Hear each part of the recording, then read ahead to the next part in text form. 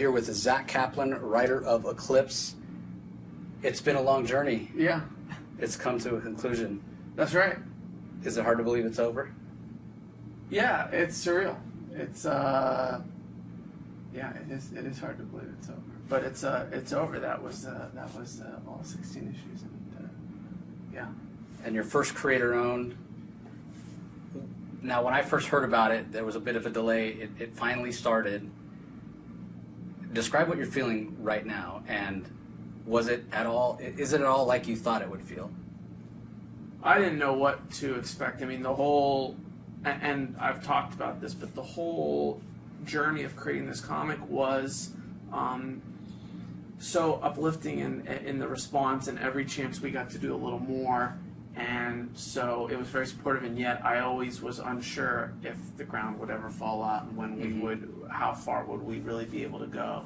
So it feels really good to have been able to tell the story 16 issues, to tell it on my terms, to be able to take the story to a very natural, organic conclusion. And yeah, I'm very proud of the comic series that we created that will be on the shelves for years to come. So you mentioned you got to do it on your own terms. So the story that you told was the story that you envisioned in your head. It was how you always planned for this part of the story to come to a conclusion. The conclusion was always very much the way I thought it would be. I always envisioned Bax and Cielo and Nick and these final moments for them, and that the celerity would come to an end, that the story of this mysterious cure in these albinos would finitely come to an end, that Nick would sacrifice himself for the city, but he would redeem himself in some ways as a father, that Bax would finally have a redemptive moment of stepping up and taking ownership of defending the city and protecting the city in his way as opposed to in other people's way, that Cielo would find peace with what had happened and perhaps redefine her role. I think she's a very complex character, which I love. But yeah, I think all of the characters, I knew where I wanted them to end. I knew the final moments that I wanted. I knew that Parker was going to be this final. I knew I wanted that final antagonist that tried to just tear it all down. And yeah, it obviously I found a lot of the story along the way, but very much ended where I had intended to. Yeah, the pacing really, it was a freight train, and the last issue really paid off. Let's talk about Bax for a second. David Baxter, yeah, kind of our reluctant hero of the story. I think we talked about it the very first time we had you on, about that reluctance, and not even a reluctance to step up or be a hero, but a reluctance to even be seen, even be involved, even have any kind of relationship. So, like you said, it really was a redemptive moment in the end, right? Yeah, I mean, he starts off and you meet him and he's on his, first off, he's completely disconnected from the entire city. He has nothing to do with anybody. He is on his way home. Everyone is going about their day and he's escaping. And he isn't even going to save an old man that's being mugged nearby. He just has his head down. He could care less.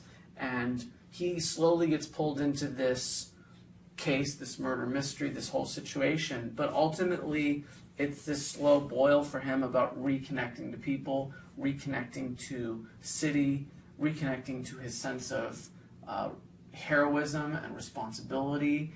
And what's unfortunate is he finds that the landscape, there's all these power struggles going on, that there is no team for him, that every team is trying to control the situation and they're out for themselves. It's a very, you should read Eclipse and find yourself kind of going, I don't know where Bax is supposed to be, because there is no right answer. The whole point was that he continues to find himself in no-win situations because the situation is cynically set up against him. And it can only be repaired by when he takes a step forward and says, I'm done with running, hiding, fighting for other people's ideals. I'm going to stand up for what I think is right. I'm going to take responsibility, and whatever may come, I'm okay with that. He has got this traumatic past of losing his family when he did that before. And so his greatest fear is to be a hero again, to say what he thinks is right, because last time he got his family killed. But in actuality, his backstory reveals that he helped save the city. And so once again, his true self emerges. And, it's a very clear moral there for me, which is, although it's very hard to execute in life, which is that, if you have beliefs of what is right, you have to stand up and fight for them and speak out and do things. And, otherwise, you will leave the world to just cynical power plays where there is no win situation. So yeah, one thing that really struck me, and I don't know that I necessarily realized this until the final moment in the last issue where he says to Cielo about my daughter would be about your age. Oh, yeah, and it's a real powerful, poignant moment, and it made me think all the way back. It's not just that he's disconnecting from everybody; he's not forgiving himself for the choices that he made. And at that moment, I realized now he's starting to forgive himself, where he can talk about it. Yeah, he can talk about it. He can move past. He can see his daughter in Cielo. So there's really, something that's established early on, and yet I chose not to address it because I didn't want to. I just wanted it to be one of those things that was there. And I think if this was omnibus, you would sit down and read it, and it would be present there for you throughout the whole read. But he is not able to articulate it, and he's the only one that knows this. And it had to be something that had to be saved for the very end when he can recognize it. And we kind of know that he lost his daughter. His daughter was young. We know he's trying to save Cielo in kind of a redemptive way. And Cielo becomes this character for him where he's a protector for her. He always steps up to defend her. And we kind of discover the reason behind that all over again at the end, which is he has this paternal relationship to her that, the irony being she has these two male figures in her life in this story. One who really puts her secondary to the greater good at all times, and Bax, who actually is constantly faced with these greater good scenarios, and he always chooses to protect the people he cares about first, because he's driven not by strategy or reason or thinking it out. He's driven by his heart and by what he thinks is right. And if he has someone he cares about who's standing in front of him, he's going to protect that person. Yeah, well, and also he doesn't want to see the past repeat itself. Correct. Where he made that choice. Yeah, and so we're talking a lot about Cielo, and obviously she grew a lot, and her relationship with Bax grew a lot. When we see her in the first issue, she's kind of a spoiled little rich girl. I wonder, do you see it as a coming-of-age story for her in terms of she's her father's daughter? She's very much stubborn, like Nick is. Or is it maybe more that she's coming into her own just as, a person? She's growing up, she's gaining wisdom, she's gaining experience, or maybe a bit of both? It is absolutely a coming-of-age story, and I looked a lot at what makes a coming-of-age story when I was writing her. She's got two very interesting parents. One is this guy who's very strategic and just thinking about the greater good, and then her mother, who is this very... Actually, we learned that she was actually this real fighter, but maybe not driven out of fear, but out of love. She loved her city, she loved her people, she loved her family, and she would die for them. And so she and Nick got along in their endeavor to save the city, so much so that she was even willing to say, it's okay if you're not being a great father, because we're trying to do something very important here. But I think Cielo has so much anger over the loss of her mother. She doesn't understand why she's growing up without a mother. She doesn't understand anything. And it's so easy, and this is a very adolescent thing, to just find someone to blame and hate and rebel. And so she wants answers, but she really wants someone to rebel against. And it's so easy to blame her father and to blame his company and the institution that's in, and say, the problem is this, the problem is that. And we need to tear it all down, or expose it, or change it dramatically.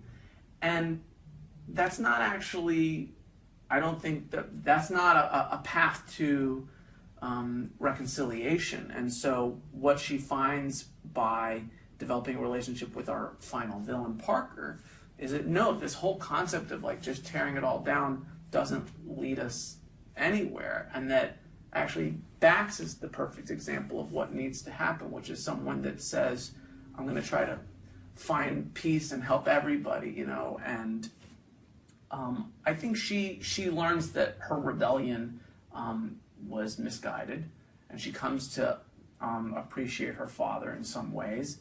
But yeah, there's a lot of conflict. I didn't want it to all be tied in a neat bow. And I think actually Nick and Bax find more closure. She finds some closure, but she's left kind of a little more.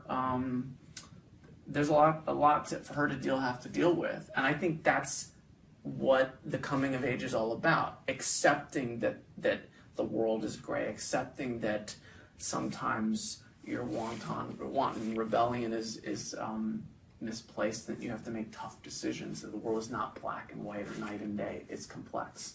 And so she heads off into the sunset to find her own way, away from the city, perhaps to discover more answers, but ultimately to grow up and find herself. Yeah, I mean, she was searching for answers, and I think that in a way, and it's a very young outlook, a very naive outlook, to think that somebody else has the answers and can give them to you. Right. And then you finally realize as you grow up, no, I've got to go find the answers to my own questions myself, and that's where she goes. I always kind of viewed her in a very two-dimensional way of like a princess, you know, in the kingdom, and she then comes to live with the commoners of sorts, but she doesn't find answers in either place, and so ultimately she's got to go her own way to find those. You know?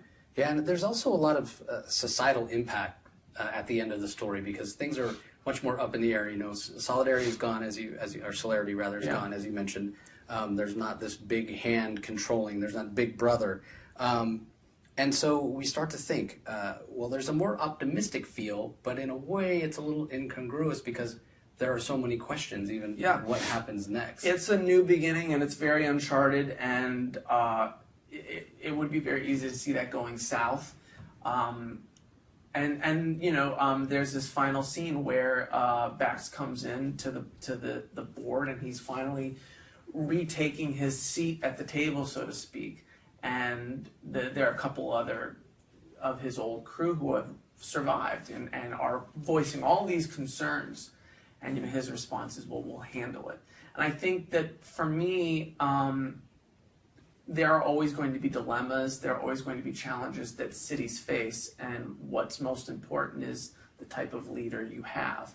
And for so long, they had this mix of leaders who were out for themselves, and then someone like Nick, who's willing to make these compromises to try to protect the greater good, but nobody that was really leading with their heart and that really had a strong moral compass.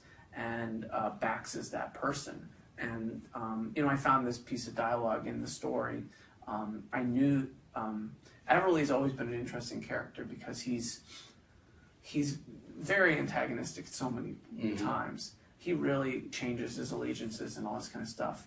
And I even hated him in a lot of ways for some of the choices he had made.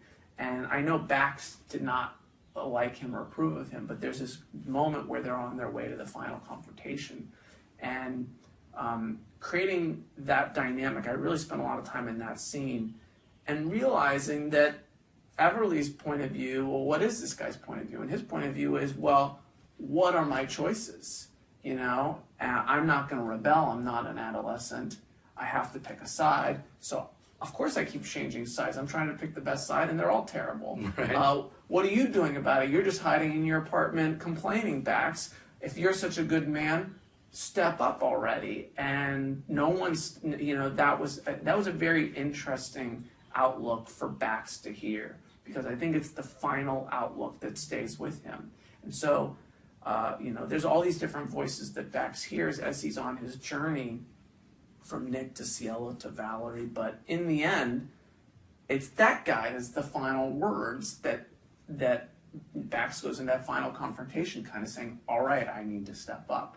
And, that was just a very interesting discovery that he was going to be the final influence for that. Yeah, and another powerful moment when Everly said, I told you, man, I will follow you anywhere. Yeah. What took you so long? I've been waiting for this. Yeah. Finally. Yeah. Finally. Let's talk about some of the other themes that really played out over the course of the series. Self-determination was a big one. Obviously, here's all these people underground. They have really no say over whether they live or die. It's really the corporate celerity, making sure they have, food, water, energy. You can look at it in terms of Cielo, her father wanting to protect her. Yeah. Look at it in terms of Bax, he just wants to be left alone and keeps getting pulled back in. So it's really a theme that, as the series played out, I think it came more to the forefront. Were you conscious of that, or did it happen more organically, you think? No, I wasn't conscious of it. I mean, I think it's just a natural evolution of the storytelling process. You start having these ideas of what it's about, and then you continue to steer that way. And so as the story goes on, it solidifies more and more, and perhaps it seeps to the surface more and more. And I think as the characters approach their self-discoveries, they either resist more and more, which causes you opportunity to point that out, or they embrace more and more. So, it wasn't. But self-determination is a really interesting topic to me, and what drives us, and how do we face conflict and challenges, and how do we face dilemmas. I mean, ultimately the story's about this horrible tragedy that occurs with the son and what we do afterwards. And we're all quite familiar with things going on in our world now and how depressing they can be at times, and it's so easy to just not address them. And so I thought that's an interesting topic to kind of explore. As man versus society in the context of our commitment to do things, and that is all about determination. And Nick has a tremendous amount of civic determination. He's all about, from the very beginning, how can we help the city, the people we care about, our community. Bax is not, but Bax gets there, and there could be a bit of an argument that Nick sometimes misses the forest for the trees. Absolutely. So single-minded in that. Well, absolutely. I mean, I think Nick's greatest flaw is thinking he's so smart that he can understand everything, and yet he doesn't understand everything, and so he's willing to continue to make all of these horrible compromises. He compromises with these greedy tycoons, his partners that become fat on their own corruption. He compromises with the underground and their criminal activities. When these albinos come, he compromises with the way they handle them, because he keeps thinking that he can manage the situation, that he can control the situation, and you can't.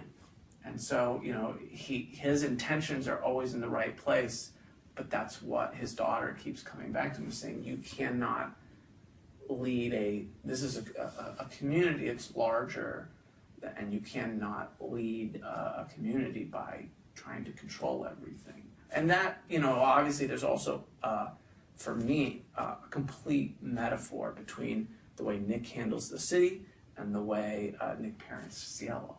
And, this is all about respect versus control. Yep. I'm a parent, and I'm learning firsthand with 2 young children that you cannot just control them. You have to respect, and you have to communicate to them. And, so here he is trying to stuff everybody underground and just control them, and it doesn't work that way. So he's a deeply flawed character, and yet his self-determination is never in question in terms of, we always know he's trying to, there's obviously, it opens with mystery and stuff, but he's always very focused on what he intends to do, even till his final moments. Yeah, I think another part of him too gets into the next theme here, and it's the idea of so much power in the hands of so few, right? Which again, a very relevant topic. Yeah. With the way corporate America is these days, and I like that you end on an optimistic note, like Bax is going to step up and maybe there's going to be a change. We don't know for sure, but maybe, it's hopeful. Yeah. Because that idea of so much power and so much influence and so much wealth in the hands of so few, it infuriates me. Yeah. The inequality that we just see in our own world, really. Well, and I think our world is going through a lot right now. But one thing we are seeing is the value of local self-governance and involvement at the local level. And this is a world that does not start that way.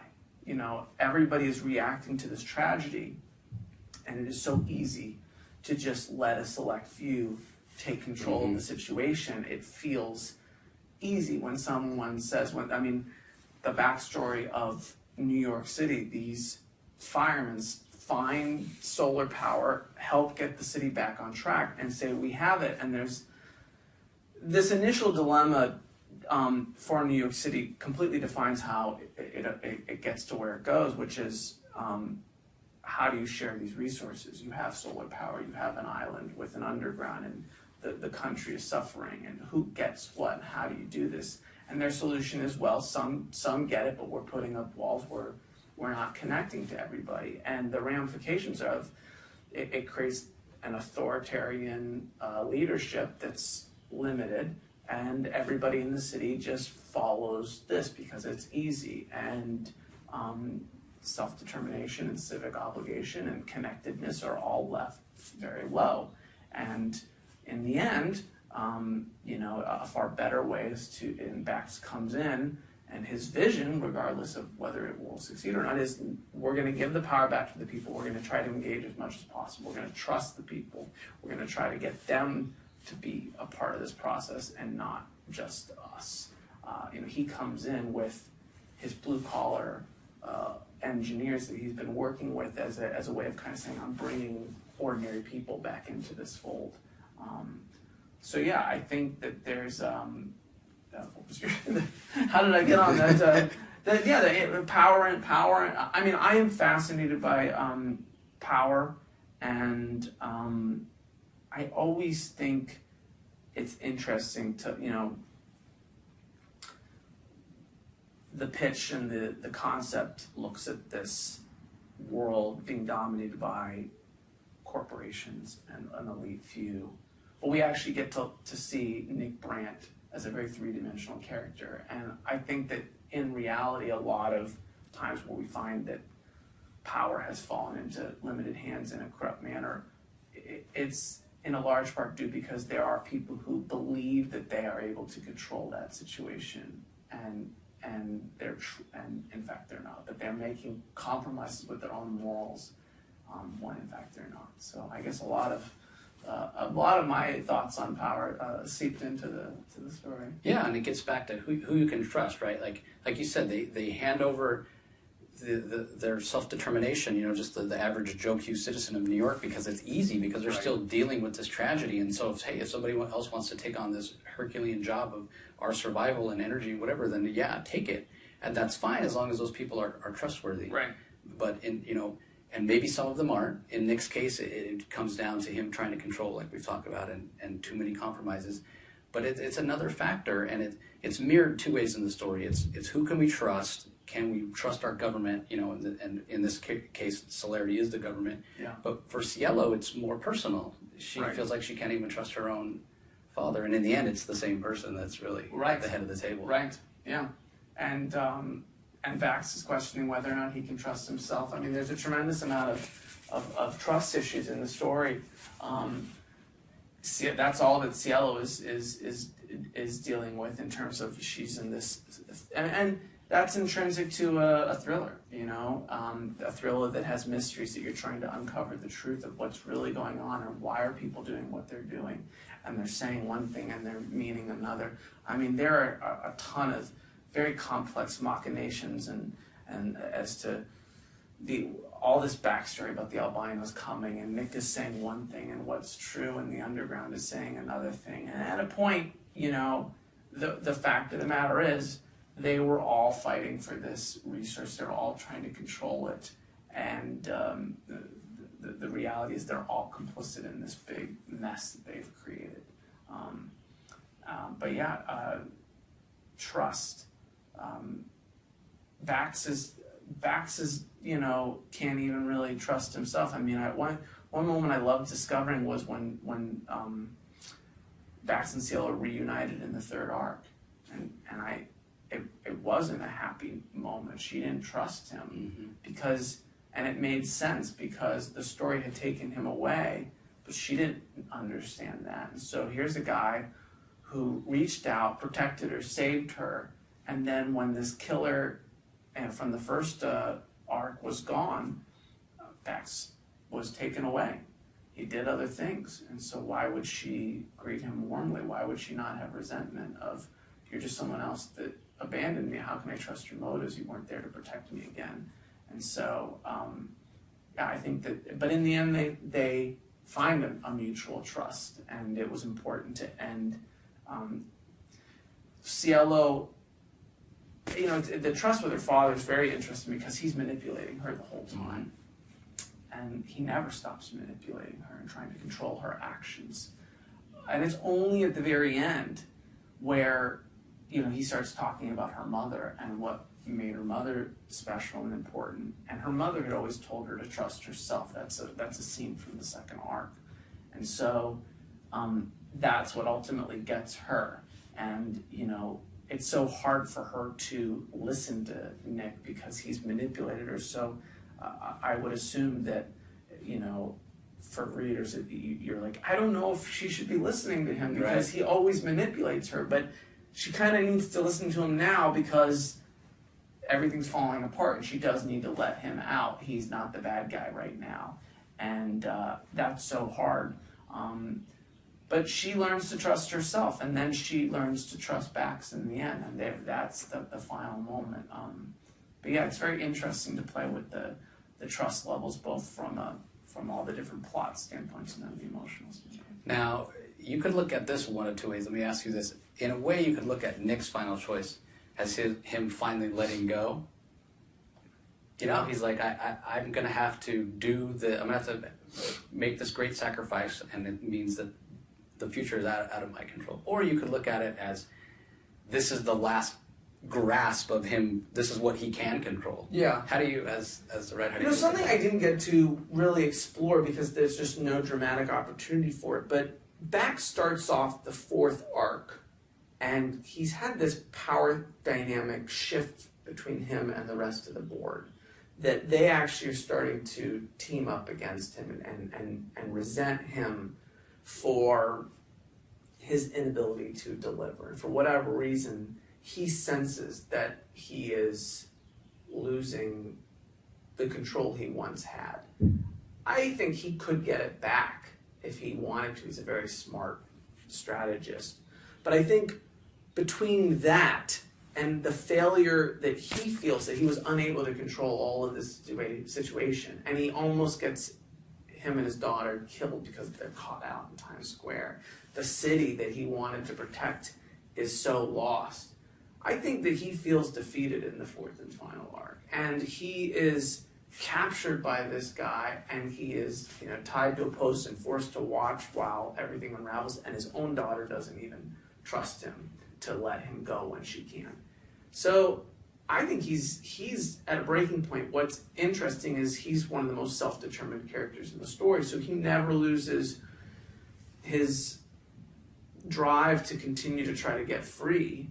But once he gets free and he's faced with this choice of, I could go save myself and be smart and try to rebuild and begin everything, or I could do something heroic for the city, he goes that way, which I think is his true self that he's lost after so long. That I think that he was a firefighter that ran in to handle things, and over time he got removed from that. And so, yeah, he is willing to kind of let it all go in a very cathartic way. I think people should feel like he's free. He did the right thing.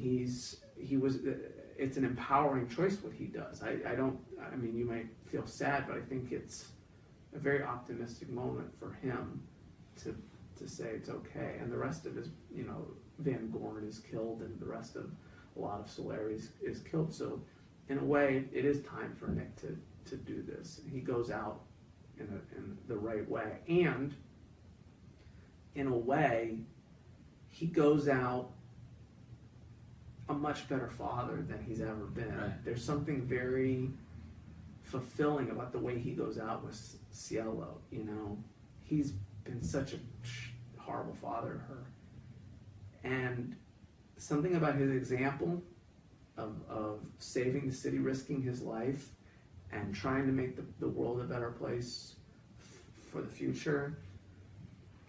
There's just something there that felt very powerful and positive, and I really like him for those things. Yeah, I think he because I read it that way too. He's finally letting go. He's like, I made the wrong choices. This is how I can make up for it, and not only for the city, but also for my daughter, who's going to be able to see me. It's right there. Like, hey, guess what? I'm going to sacrifice myself. I'm not going to be here anymore. And underneath that is, I'm trusting that you're going to be okay without me. I'm not going to be pulling your strings, Yep. or puppet master. Yeah. So you're going to be okay. Yeah.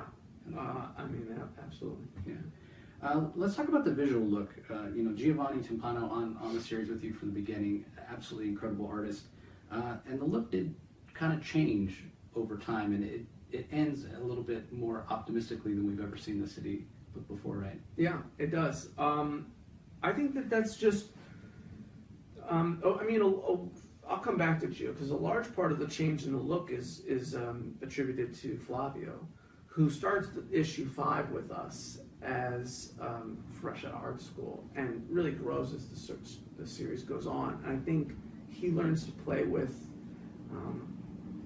the colors, and for the first arc that he was on the book, we're trying to figure out what's the palette, what's the way to capture the right saturation, the right aesthetic of the book. Once he gets that, he has an opportunity to really hone in on it more, and I think you see more textures, you see bolder colors being able to be used at times, and then being able to capture darkness without just having everything dark. And so he really grows as a colorist, and then his synergy with Gio grows. They learn to work together more and more every single time. And yeah, Giovanni is just amazing. And if you look at his inks were, for me, extremely impressive just in the first arc, seeing the level of detail and the passion that he brought, and the cinematography, and then it just continues to evolve. So I can see it in the covers, I can see it in the splash pages, I can see it in the close-ups. The aesthetic has grown immensely. They just did a great job. The last thing I want to talk to you about is, we've talked about this before, I love the world you've created, would love to see more stories.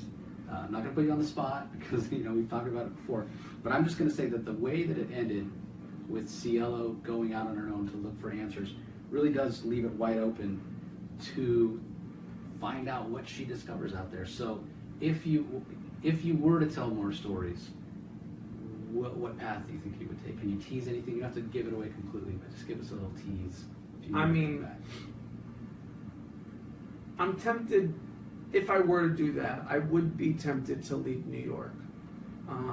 New York has backs, and while I could very easily see exploring a new Bax in this role as protector of the city, following his own heart, the challenges that he will inevitably face, that's very interesting. It's very fertile.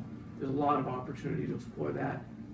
But I feel like that's okay. We started with that city, and it was not right, and now it feels right, although uncertain. Cielo has the world before her, a lot of complexity and pain still left to deal with. She's a very interesting character to me.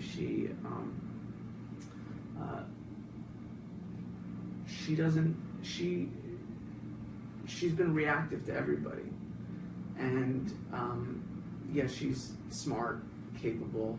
So I'd be very curious to see challenges that she would face now that she's left this adolescence behind her, and as she tries to figure out what role she's going to play in this new world. Obviously, there's hints that this cure, this sunlight immunity. There's a mention of the Rockies.